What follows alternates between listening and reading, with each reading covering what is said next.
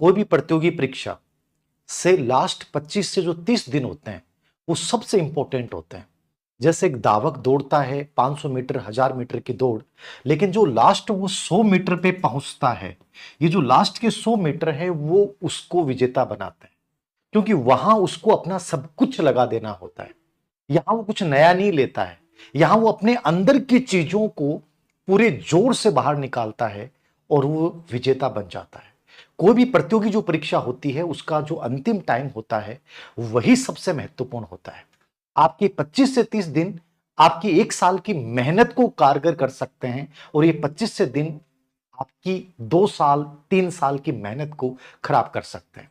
RPC का भी trend चला, पेपरों का लेवल बढ़ा, हम सब ने कहा कि पेपर पैटर्न बदल गया है। ये वक्त के साथ बदलता है, लेकिन मैंने आपको सेकंड ग्रेड वाले बच्चों को कई बार बोला है कि लाइब्रेरियन का पेपर सेकंड ग्रेड, कोच का पेपर और दिसंबर संस्कृत का पेपर, ये तीनों पेपर आपके लिए इनसाइट है। प्लस आज का जो पेपर है वो इनसाइट है। डरने की आवश्यकता नहीं है, लेकिन इसका मतलब नहीं है कि आप एकदम से नई चीजों को एडेप्ट करना शुरू कर दें, पुराने को छोड़ दें। जब 25 से 30 दिन बचते हैं तो एक ही चीज मैं बोलूंगा आपको, जो मैंने फॉलो किया है और आपको करना चाहिए, और वो हर टॉपर करेगा जो वास्तव में सिलेक्शन लेके जाएगा। आप नया मत पढ़िए, पुराने को सटीक बनाइए, आत्मविश्वास के साथ आगे बढ़िए, और उसकी गति जो है उसको बहुत फास्टली आप कर दीजिए, आपका सिलेक्शन हो जाएगा। मैं परीक्षा से जब 20 से 25 दिन होते थे तो मेरे दिमाग में एक चीज आती थी कि मुझे वो 90% चीजें पढ़नी है जहां से प्रश्न पेपर आएगा, और ये सबसे बड़ा कारगर नियम है। मुझे वो 90% चीजें पढ़नी है जहां से वास्तव में 90% पर्सन मेरा पेपर कवर हो जाएगा। आप चाहे 10% छोड़ दें, यहां इस समय दिमाग में रखना है वो चीजें मुझे पढ़नी नहीं है जहां से बहुत रेयर चांस से प्रश्न आते हैं। आप केवल वो 90% पार्ट उस चीजों को कवर कीजिए जहां से 90% पर्सन आपके आ जाएंगे, यदि आपने इस फार्मूले को लागू कर लिया। नंबर 2 पे इस चीज को अपने दिमाग में रखिए कि अंतिम 25 दिन मेरी जिंदगी बदलने वाले हैं, और जब मेरे 25 दिन जिंदगी बदलने वाले हैं तो फिर मुझे जिंदगी बदलने वाले इस पीरियड में अपना सर्वश्रेष्ठ बेस्ट वर्जन बनना है। यदि आप ये 25 दिन अपना बेस्ट वर्जन बन के मेहनत करते हैं, मैं निश्चित रूप से कहता हूं कि आज कई लोग, जैसे सिलेक्शन होने के बाद कोई कहता है मेरा फर्स्ट रैंक मेरा है, कोई कहता नहीं फर्स्ट रैंक हमारा है, कोई कहता नहीं ऑनलाइन मेरे से पढ़ा था। वो जो कंपटीशन होता है ना उसका भी मजा होता है। तो तुम भी यदि देखना चाहते हो कि सिलेक्शन के बाद कैसे लोगों के विचार बदलते हैं, उस प्रक्रिया को आपको अपने अंदर जीना पड़ेगा। सेकंड ग्रेड के अभ्यर्थी के लिए कुछ चीजें हैं जो मैं आपको बताना चाहूंगा कि अंतिम 25 से 30 दिन आपको, और ये एक केवल सेकंड ग्रेड एग्जाम नहीं, कोई भी कंपटीशन का जो लास्ट टाइम होता है उसको आपको कैसे जीना चाहिए। सबसे पहली बात, क्या नहीं करना, इस पे बहुत जरूरी है फोकस करना। सब कुछ नहीं पढ़ना होता है, 100% सिलेबस आप कवर करें ये जरूरी नहीं है, लेकिन मैं वो सिलेबस जरूर कवर करूं जहां से 90% प्रश्न आते हैं। पहली चीज। नंबर 2, इस समय ना तो YouTube आपकी मदद करेगा। आप में से कई बच्चे कहेंगे कि सर आप मैराथन लगा दें, मैं साइकोलॉजी के इंपॉर्टेंट चीजें आपको बता दूंगा YouTube पे, यद्यपि मुझे सही नहीं लगता फिर भी बता दूंगा क्योंकि जमाने की डिमांड है। बाकी मैं ये नहीं कहूंगा कि YouTube पे तुम मैराथन लेकर और ये सोचते हो कि तुम सेकंड ग्रेड टीचर बन जाओगे, तुम्हारी कंप्लीट मूर्खता है। तुम जितना टाइम इस समय सेल्फ स्टडी में दे सकते हो, जितना टाइम तुम रिवीजन में दे सकते हो, जितना फास्टली 1 या 2 बार तुम रिवीजन कर सकते हो, इन चीजों पे तुम्हें पूरा फोकस करना चाहिए। इस समय तुम टेलीग्राम के ऊपर ये सोच रहे हो कि यहां पे मैं कोई क्विज वगैरह दे लूं, मूर्खता है। इस समय तुम सोशल मीडिया की किसी भी प्लेटफॉर्म पे तुम कोई भी पीडीएफ के माध्यम से सोच रहे हो यार ये पीडीएफ नहीं आई है मैं इसको पढ़ लूं, तुम्हारी मूर्खता है। इस समय तुम अनावश्यक रूप से नकारात्मक भरी चीजें अपने अंदर लेके आ रहे हो, लोगों की बातें कर रहे हो, यार 25 दिन से क्या होने वाला है, 30 दिन से क्या होने वाला है, अगली सेकंड ग्रेड करना। अंतिम 25 दिन ईमानदारी से यदि कोई बच्चा व्यतीत करे, पॉजिटिविटी से व्यतीत करे और गजब की स्पीड के साथ व्यतीत करे, हो सकता है तुमने बहुत कुछ अर्जित नहीं किया था पिछले 6 महीने में, लेकिन तुम्हारा सिलेक्शन हो सकता है। और मैं ऐसे कई एग्जांपल्स, मेरे पास इतना मतलब बच्चे आते हैं, मैंने सुना है उनसे कि वास्तव में 25 दिन में आप उतना कुछ कर सकते हो 6 महीने में नहीं किया, क्योंकि लास्ट टाइम बड़ा प्रेशर का टाइम होता है। ये डरने का टाइम नहीं होता, ये करके दिखाने का टाइम होता है। 2-3 चीजें याद रखना, इन सब से दूरी रखना। कोई मैराथन आपकी जिंदगी बदल नहीं सकती। आरपीसी ग्रेड फर्स्ट में हमने सब देखा है, मैराथन धरी की धरी रह गई, करंट के कोई प्रश्न नहीं आए, बाकी से भी प्रश्न नहीं आए। कोशिश करें कि जो कंटेंट है उसको इतनी बार रिवाइज कर लें कि कॉन्फिडेंस आ जाए। मॉक टेस्ट दें, प्रत्येक टॉपिक के 30 से 40 PYQ जरूर देखें, specially Indian geography, Rajasthan history, कला संस्कृति वाला पार्ट, साइकोलॉजी वाला पार्ट, जिससे कॉन्फिडेंस आएगा कि यार मुझे इसमें से ऐसी समझ बननी है। ऐसा नहीं कि केवल थ्योरी पढ़ रहे हैं। मैं कुछ चीजें आपको सजेस्ट कर रहा हूं, बहुत शॉर्ट में इन चीजों को फॉलो कीजिएगा। विजुलाइज जरूर करना है, सुबह जल्दी उठें, बेस्ट रूटीन जिए इस समय, और विजुलाइज जरूर करें कि मैं बनने वाला हूं इस 25 दिन की मेहनत के अनुसार। और सबसे बड़ी बात, ग्रेड सेकंड में कितना बड़ा गोल्डन चांस है। आप तो इस रूप में एग्जाम देने जाइए कि नहीं भी होता है तो क्या है, अगली वैकेंसी तैयार है, और इतनी शानदार वैकेंसी है। यदि ये प्रेशर क्रिएट कर लिया कि नहीं हुआ तो खत्म हो जाऊंगा, ये डर आपको एकदम से कमजोर बना देगा। बेफिक्र होकर जाना, पेपर हॉल में पेपर को मैनेज करना, स्ट्रेस को मैनेज करना, ये सबसे बड़ी बात होती है। पेपर हार्ड आ जाए कितना से बड़ा। मैंने आरपीसी स्कूल लेक्चर के बच्चों से बातचीत की, उन्होंने कहा कि सर पेपर हार्ड था, लेकिन हम आराम से 40% नंबर ला सकते थे यदि मैनेज कर जाते। हम घबरा गए, हमें ये नहीं पता चला कि कौन से पार्ट को करें, कौन से पार्ट को छोड़ें, पेपर को टाइम ही नहीं दे पाए। कहीं आप अपने साथ ऐसा मत कर लीजिएगा। इसलिए कम से कम 2-4 अच्छे लेवल के मॉक टेस्ट, चाहे वो हमारे 15 और 25 तारीख वाले दें या किसी और के दें, अच्छे लेवल के मॉक टेस्ट दें, चाहे उनमें स्कोर कम आए, लेकिन अपने आप को चेक करें कि गलतियां कहां हुई, और वो गलतियां मैं ओरिजिनल एग्जाम हॉल में वो गलतियां नहीं करूं। ये कोई गलत नहीं होता, मॉक टेस्ट देना जरूर देना चाहिए। इससे वास्तव में यूपीएससी का प्रिपरेशन करने वाला हर बच्चा आपको ये बात जरूर बोलेगा कि हमने कम से कम 8-10 बार मॉक दिया है, और ये बहुत जरूरी होता है। इससे कॉन्फिडेंस आता है, इससे अपनी कमियों का पता चलता है, आपको एग्जाम हॉल वाली स्थितियों का पता चलता है। तो इनको कोई, सब लोग अलग अलग राय देंगे, जितने वीडियो देखेंगे अलग अलग राय देंगे, लेकिन मैं जो राय दे रहा हूं मुझे कोई फायदा नहीं होने वाला। आप अप्लाई करो नहीं करो आपकी मर्जी है, लेकिन मैं जो दे रहा हूं यदि आप सच में अप्लाई करते हो और सिलेक्शन नहीं हो तो मुझे बता दीजिएगा। 3 चीजें हमेशा फॉलो करनी है जो कम से कम आपको लास्ट टाइम में करनी चाहिए। 3 लेयर बनाएं। फर्स्ट लेयर, इसमें आपके पास 1 से 10 दिन का टाइम है फिलहाल अभी, जो उसमें सभी टॉपिक्स जो हैं उनको एक बार रिवाइज करें, आप जितने भी टॉपिक्स हैं उनको रिवाइज करें। सेकंड जो लेयर है उसके अंतर्गत आप हर टॉपिक के जो PYQ हैं और उस टॉपिक का जो बेस कोर टॉपिक है, यानी इसमें कोर टॉपिक प्लस PYQ, ये अगले 11 से 20 दिन में आप रिपीट जरूर करें। और थर्ड जो पार्ट होता है आपका लास्ट का 20 से 21 से 26 दिन या 25 दिन जो भी बचा है, इसमें आपने जो शॉर्ट नोट्स बनाए हैं, नंबर 2, ऐसी चीजें जो आपको बहुत कठिन लगती हैं, जैसे मान लीजिए इकोनॉमिक्स के आंकड़े पढ़ने हैं आपको, जीडीपी वगैरह के, आयात निर्यात की जो दरें हैं वो पढ़नी है, कौन सी चीजें क्या आ रही हैं, ये जो वर्ल्ड ज्योग्राफी के जो टॉपिक है, बंदरगाहों के नाम और ये सब, आप महाद्वीप के नाम, ये हमेशा लास्ट टाइम में पढ़ने चाहिए, क्योंकि पर्सन यहां से PYQ बेस से आता है। तो वो चीजें लास्ट में हमेशा देखें, और वो टॉप बिंदु या वो पर्सन जिनमें बार बार आपकी गलती होती है उनको मैं हमेशा अंडरलाइन कर लेता था और लास्ट टाइम में 2 या 3 दिन जरूर देखता था। ये आपका 21 से 26 दिन के बीच में देखिए, ये इस समय देखिए, और 1 से 10 दिन के भीतर एक बार कंप्लीट जो चीजें आपने पहले पढ़ी हैं उनको एक बार अच्छे से रिवाइज कर लें। ये 3 लेयर आप जरूर फॉलो कीजिए, मजा आएगा और आपको परिणाम में दिखेगा। सबसे बड़ी बात बोल रहा हूं। नंबर 2, मैंने कहा कि ये टॉपर्स की रणनीति होती है हमेशा। मैंने अंतिम 20 दिन वह पढ़ा जहां से 90% प्रश्न आए। क्या ये बात सही है? ये एकदम सही है। मैंने अंतिम 20 दिन वो पढ़ा जहां से 90% प्रश्न आए। ये कैसे पता चलेगा? ये है core topic strategy. Core topic क्या होते हैं? जहां से हाई रेशियो होता है प्रश्न पूछने का। मैंने वीडियो बनाने से पहले ऐसे नहीं कि मुंह उठा के आ गया, गाइडेंस देने आ गए, धीर सिंह दाभाई सर मोटिवेट करने आ गए। नहीं भाई, मोटिवेट नहीं करना।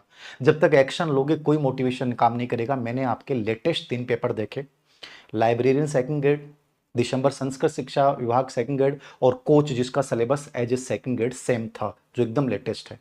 तीनों पेपरों का मैंने एनालिसिस किया। मैंने देखा कि इस टॉपिक से हर पेपर में प्रश्न पूछा गया, इस टॉपिक से ज्यादा प्रश्न पूछे गए, और मेरे दिमाग में पूरी आउटलाइन बन गई कि मैं यदि सेकंड ग्रेड अभ्यर्थी होता तो मैं इन टॉपिक्स को इतना शानदार तरीके से तैयार करता। मान के चलिए कि जब तीनों पेपरों में सेम बिंदुओं से 3-3, 4-4 प्रश्न हर टॉपिक से पूछा गया है, यदि फिर भी तुम उस कोर टॉपिक की पहचान नहीं कर पा रहे हो तो तुमसे अधिक मूर्ख कोई नहीं है। तुम दुनिया के कोई बैच ज्वाइन कर लेना, चाहे पीजीबी बैच ज्वाइन कर लेना, चाहे लाइब्रेरी बैच ज्वाइन कर लेना, चाहे गारंटी वाले बैच ज्वाइन कर लेना, ये सब बैच फटते फिरेंगे यदि खुद पे वर्क नहीं किया। मेहनत हमेशा खुद को करनी पड़ती है। कोचिंग में सब अपना फायदा उठाती हैं, सब अलग अलग तरीके लाते हैं आपको लूटने के, लेकिन तुम जब तक अपने अंदर वो चीजें एक्सप्लोर नहीं करोगे तब तक बेहतरीन विद्यार्थी और सिलेक्शन वाले विद्यार्थी नहीं बनोगे। मैं कहता हूं एक बच्चा घर बैठा भी सिलेक्शन ले सकता है, बजाय वो सोचे कि मुझे इन 3 पेपरों के आधार पर क्या रणनीति अपनानी चाहिए। तो खुद के ऊपर विश्वास रखिए कि मैं कर सकता हूं और करना चाहिए। सबसे बड़ी बात, को टॉपिक, जैसे मान लीजिए मैंने तीनों पेपर का एनालिसिस किया, मैं एक बात कर रहा हूं, आप राजस्थान पॉलिटी है, राजस्थान पॉलिटी सेकंड ग्रेड में एक प्रकार से राजव्यवस्था से जो प्रश्न आएंगे, राजस्थान राजव्यवस्था से वो 6 प्रश्न आ रहे हैं, और 6 प्रश्नों का मैंने रेशियो देखा, राज्यपाल पे 2 और 3 प्रश्न आ रहे हैं। राज्यपाल के कार्यकाल को लेकर आ गए, कौन से राज्यपाल की विशेष घटना वो आ गई, राज्यपाल की शक्ति के ऊपर प्रश्न आ गया। अब राज्यपाल बिंदु को आपको इतना गजब तरीके से तैयार करना चाहिए, पिछले 2 साल में जितने भी PYQ आए हैं उसके बेस के ऊपर 3 प्रश्न तैयार हो गए। मुख्य सचिव के ऊपर हर बार प्रश्न आया, मुख्य सचिव का जो महत्वपूर्ण मुख्य सचिव उनके सीक्वेंस वाले प्रश्न आए उनको तैयार कर लिया। समझ रहे हो आप जो मैं बताना चाह रहा हूं आपको? मानव अधिकार आयोग के ऊपर तीनों पेपरों में मैंने देखा कि तीनों में एक प्रश्न था, और मानव अधिकार आयोग कितने पेज का है? 1 पेज का। लेटेस्ट वाले अध्यक्ष से रिलेवेंट करके, पुराने अध्यक्षों से रिलेवेंट करके, उसकी शक्तियां उसके कार्यों से रिलेवेंट करके आप मात्र 500-700 शब्दों का एक पेज बना सकते हो। मानव अधिकार आयोग प्रश्न दे जाएगा। उसके बाद मुख्य सचिव वाला बताया मैंने। अब जैसे मैंने ये 3-4 टॉपिक नोट किए, 6 प्रश्नों में से 4 या 5 प्रश्न तो ऐसे एक आरपीएस से तैयार कर लो आप। ये आपके प्रश्न गलत नहीं होंगे। इंडियन पॉलिटी फिर भी गलत हो सकती है, राजस्थान पॉलिटी के प्रश्न गलत नहीं होंगे यदि 2 साल के पेपरों के PYQ प्लस आपने इन टॉपिक्स को अच्छे से देख लिया। इस बात देखना सिलेबस में क्या लिखा हुआ है, गेम्स एंड स्पोर्ट्स 2 जगह लिखा हुआ है। मैंने देखा कि स्पोर्ट्स के ऊपर हर पेपर में 3 प्रश्न आए। अब स्पोर्ट्स को इतना शानदार तरीके से तैयार करो और इसमें राज्य स्तरीय खेल की जो प्रतियोगिताएं उनको भी तैयार करके जाओ। राजस्थान से प्रतिनिधित्व करने वाले, चाहे पेरिस ओलंपिक खेल हो, चाहे शीतकालीन ओलंपिक खेल हो, चाहे राष्ट्रीय खेल हो, उसमें पूरी डाटा से एकत्रित कर लो, ढंग से पढ़ के जाओ। ये मैंने पहले टेलीग्राम पे जो PDF शेयर की थी फर्स्ट ग्रेड टाइम, उनमें भी इस टिप्स डाली है। बर्तन योजना है, MSC नीति है, ठीक है, महत्वपूर्ण जो भी घटनाएं हुई केवल राजस्थान की इन 3 महीनों की शानदार तरीके से तैयार करें, आपके 10% बहुत अच्छे से हो सकते हैं। लेवल आएगा करंट का, बहुविकल्प वाले प्रश्न आएंगे, ABC कथन चुनने पड़ेंगे, यानी इजी प्रश्न आएगा नहीं। चीजें आपको क्रिएट करनी पड़ेंगी। मैं बार बार बोल रहा हूं, अभ्यास भी ऐसे ही प्रश्नों का करें जो RPSC फर्स्ट ग्रेड के करंट में पूछे गए, लेकिन केवल राजस्थान के तैयार करने। तो कोर टॉपिक की पहचान कर ली कि यार ये नीतियों पे ये प्रश्न आए, स्पोर्ट्स के 3 प्रश्न आ रहे हैं, पुरस्कार के राजस्थान से जुड़ा हुई चीजें वो एकत्रित कर ली, और महत्वपूर्ण जो राजस्थान में फिलहाल जो चीजें हुई हैं, कोई महत्वपूर्ण कॉन्फ्रेंस सम्मेलन हुआ है, उनको महत्वपूर्ण नियुक्ति हुई है, उनको तैयार कर लिया। हो गया। राजस्थान बजट से रिलेवेंट चीजें देख ली, ये करंट को तैयार करने का तरीका हो गया। ऐसे वर्ल्ड ज्योग्राफी पे केवल PYQ से प्रश्न पूछे जाते हैं। आपने नया भी कंटेंट नहीं पढ़ा, केवल PYQ बेस पढ़ जाओ, महेश वर्णवाल के या कोई भी आपको PYQ मिल जाए वो पढ़ जाओ। आपके 5 प्रश्न सबसे आसान होते हैं। ज्योग्राफी में प्रश्न गलत नहीं होता है, क्योंकि उसमें कितना भी हार्ड पेपर आ जाए आएंगी वही फैक्चुअल चीजें। बात आती है इंडियन पॉलिटी में। इंडियन पॉलिटी को लेकर आपके अंदर डर हो सकता है क्या है, लेकिन इंडियन पॉलिटी के जो टॉपिक डाल रखे हैं जैसे विदेश नीति में, तो हर पेपर में पंचसेल और घुटने पे से प्रश्न आया। नेहरू जी का विदेश नीति पे कोई बहुत रेयर चांस में, तो इन 2 बिंदुओं पे प्रश्न तैयार कर लिया। यूएनओ का एक प्रश्न आया है, ठीक है। मैंने देखा कि मतलब 1935 के अधिनियम पे 2 प्रश्न फिक्स हैं, और ये सबसे आसान पार्ट है जिसको आप रट के भी तैयार कर सकते हो। तो कम से कम वो टॉपिक की पहचान करो जहां से प्रश्न हर एग्जाम में आ रहा है। वो कोर टॉपिक है, वो आपकी जिंदगी बना देंगे। आपको सब कुछ पढ़ना जरूरी नहीं है, लेकिन वो कोर टॉपिक कौन से हैं, हाई परसेंटेज रेशियो जिनमें प्रश्नों का आने का, वो कौन से टॉपिक हैं। इकोनॉमिक्स के, इंडियन इकोनॉमी के 5 या 6 प्रश्न आ रहे हैं। मैंने देखा आयात निर्यात पे 1 प्रश्न फिक्स आ रहा है, विश्व व्यापार का ट्रेंडिंग का आ रहा है, कृषि सेवा क्षेत्र के जो लेटेस्ट आंकड़े हैं, GDP आंकड़े हैं, उनसे रिलेवेंट प्रतियोगिता दर्पण का, या कोई भी, जैसे हमने अवनी एजुकेशन ऐप पे डाला था एक 8-10 पेज का, ओम जी सर ने तैयार किया था, ऐसी कोई भी PDF देख लो और उसको लास्ट टाइम में एक बार इकोनॉमिक्स वाली जरूर देख के जाओ। ये बहुत आसान प्रश्न होते हैं, आंकड़े आधारित होते हैं, और इनको लास्ट टाइम में 2 या 3 दिन पहले एक बार जरूर देखना चाहिए। ऐसे ही साइकोलॉजी है, तो साइकोलॉजी में कौन से टॉपिक ऐसे होते हैं? शिक्षा मनोविज्ञान का अर्थ क्षेत्र उपयोगिता, छोटा सा बिंदु है, मात्र 1 घंटे में मैंने क्रैश कोर्स में भी चीज बताई थी, ठीक है। व्यक्तित्व की प्रक्षेपी विधियां, ये मतलब प्रश्न आएगा। व्यक्तित्व के सेल्डन और आइजेंक और आपका इसका युंग, इनका जो वर्गीकरण है, क्रिश्मर, सेल्डन और इसका हिपोक्रेटस, इन 4 पे प्रश्न आता है, फिक्स है प्रश्न। MMPI विधि पढ़ ली। व्यक्तिगत भिन्नता के अंतर्गत प्रतिभाशाली बालक, सृजनात्मक बालक और व्यक्तिगत भिन्नता के प्रकार, फिक्स प्रश्न आएगा। सृजनात्मकता में मापन ढंग से पढ़ के जाएं। अभिवर्ती और अभिक्षमता ही सबसे लेटेस्ट ट्रेंडिंग बिंदु हैं, इनको ढंग से तैयार कर लिया।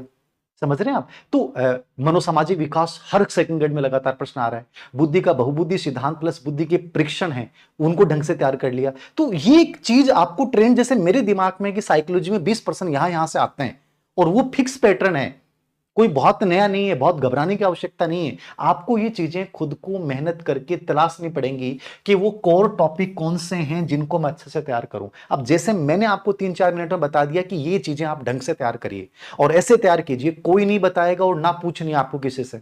आप जितना टाइम देना है उस समय किताबों में दीजिए, जितना मैक्सिमम टाइम इस समय आप रिवीजन कर सकते हैं। और ये जो 90% जहां से प्रश्न पूछे जाते हैं, ये कॉन्सेप्ट तुमने दिमाग में फीड कर लिया, मैं ईमानदारी से कह रहा हूं तुम सिलेक्शन ले जाओगे। ये कुछ विशेष बातें थी। और सबसे बड़ी बात है, कितना पढ़ा है उससे भी ज्यादा सही बात है तुमने कितना सही पढ़ा है और कितनी बार उसको रिवाइज किया है। ये सबसे इंपॉर्टेंट होता है। इस समय मेंटल हेल्थ अच्छी रहनी जरूरी है, रूटीन अच्छा रहना जरूरी है। किन लोगों से आप बातचीत करते हैं, किन लोगों की बातें सुनते हैं, वो आपके लाइफ में बहुत अच्छे होना बहुत जरूरी है। हो सकता है एक दिन भी नेगेटिविटी आ गई तो तुम्हें सिलेक्शन से वंचित कर देगी, और ये 25 दिन 30 दिन का तुम्हारा एक बेहतरीन रूटीन शायद तुम्हें अगली सेकंड ग्रेड एग्जाम देने का मौका नहीं पड़े। तुम इसी सेकंड ग्रेड में सिलेक्ट होके कहोगे कि धीरे सिंह सर आपका वो सेशन देखा था, सिलेक्ट हो गया और पेन लेने के लिए आपसे आ रहा हूं। ये मेरी भी खुशकिस्मती होगी, आपकी भी खुशकिस्मती होगी, जब पता है कि 25 दिन 28 दिन की मेहनत मेरा 1 साल बचा सकती है। तो आपको पूरा जोर लगा देना चाहिए उसको पाने के लिए। लास्ट 1-2 साल के पेपर जरूर देख लेना। 2 मॉक टेस्ट 3 मॉक टेस्ट, चाहे वो हम 15 और 25 अगस्त को हम एक अच्छे लेवल के करवा रहे हैं, वो आप दे सकते हैं, या किसी और के आपको लगता है कि बढ़िया हैं उनके दे सकते हैं। लेकिन एक बार एग्जाम वाली परिस्थिति में रखकर अपने आप को देना। फिर भी कोई कमियां रहती हैं, मेरे से बात करना। आपको लगता है कि सर ये गलतियां कर रहे हैं, मैं एक सेशन 2 या 4-5 दिन पहले एग्जाम स्ट्रेस होल को लेकर और कर दूंगा। बाकी कोई विशेष बात होगी तो आप कमेंट के नीचे लिख दीजिएगा। आप कोशिश करूंगा कि प्रयास करूंगा कि आपके सवालों का जवाब आपको मिले। और सबसे अंतिम बात यह है, खुद पे विश्वास रखते हुए अपने आप को देखना शुरू करें, निश्चित रूप से हम वहां पहुंच जाते हैं। धन्यवाद।